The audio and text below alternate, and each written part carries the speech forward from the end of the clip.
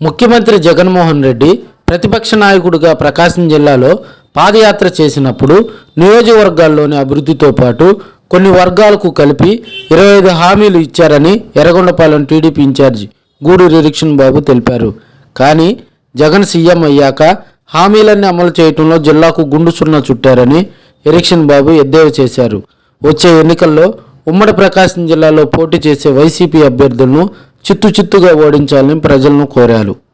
పాదయాత్ర ఇచ్చినటువంటి మన జిల్లాకు ఇచ్చినటువంటి హామీలన్నీ కూడా గుండు సున్నా.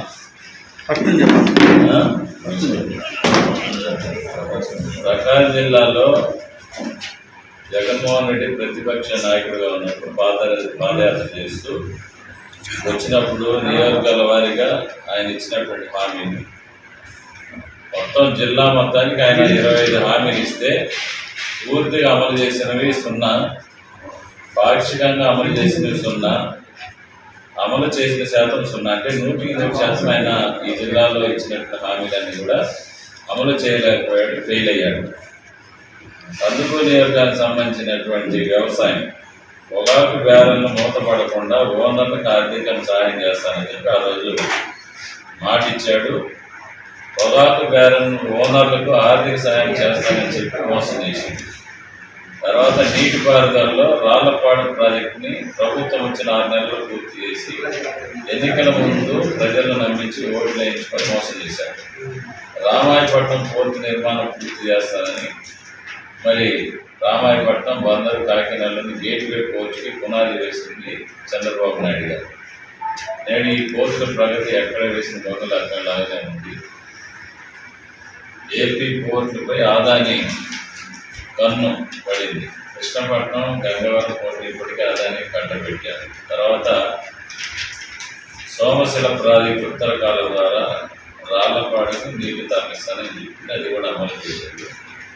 తర్వాత బీసీల పూసల కులస్తులకు సమస్యలు పరిష్కరిస్తానని అది కూడా అమలు చేశారు.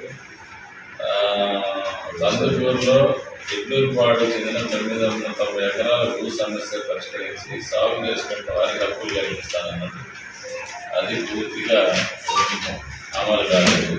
తర్వాత మార్కాపురం నియోజకవర్గం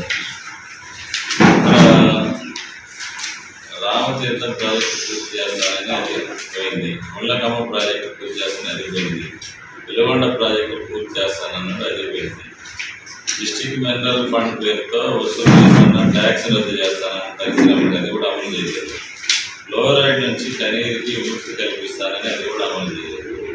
తర్వాత పొదిల్లోని పెద్ద చెరువులతో పాటు 3 చెరువులు సమ్మర్ స్టోరేజ్ ట్యాంకులుగా మార్చి సాగర్ నీటితో నింపి దాహార్తిని తీరుస్తానన్నాడు, అది కూడా అమలు చేయలేదు. మార్కాపురం సమ్మర్ స్టోరేజ్ ట్యాంకు నిర్మించి అమలు చేయలేదు. తర్వాత కృష్ణా జలాలు పర్చూరుకు తీసుకొస్తానని అది అమలు చేయలేదు. గ్రానైట్ కార్మికుల కోసం చేమకుర్తిలో ఈఎస్ఐ హాస్పిటల్ నిర్మిస్తానని అది కూడా అమలు చేయలేదు. ప్రకాశం జిల్లా నుంచి కరువును తరిమికొడతా అని అన్నాడు, అది కూడా అమలు చేయలేదు. నాగార్జున సాగర్ రాయకట్టు చివరి రైతాంగాన్ని మేలు కలిగేలా మొగిలిగుండాల రిజర్వ్ నిర్మిస్తానని అది కూడా అమలు చేయలేదు. అద్దంకి భవనాసి రిజర్వాయర్ని పూర్తి చేస్తానని చెప్పి అది కూడా అమలు చేసినటువంటి పరిస్థితి లేదు. దివ్యాంగుల సంక్షేమం వికలాంగుల సమస్యలు పరిష్కరిస్తానని అది కూడా అమలు చేయలేని పరిస్థితి. తర్వాత గ్రానైట్ పరిశ్రమలకు యూనిట్ కరెంట్ ఛార్జీ 3.75 పైసలకి ఇస్తానని అది కూడా అమలు చేయనటువంటి పరిస్థితి. 7 రూపాయలు 30 అది పెరిగింది. ఇలాగ ప్రతి ఒక్కటి ఆయన జిల్లాలో వచ్చినప్పుడు ఏదైతే హామీ ఇచ్చాడో అవన్నీ కూడా 100% అమలు చేయలేని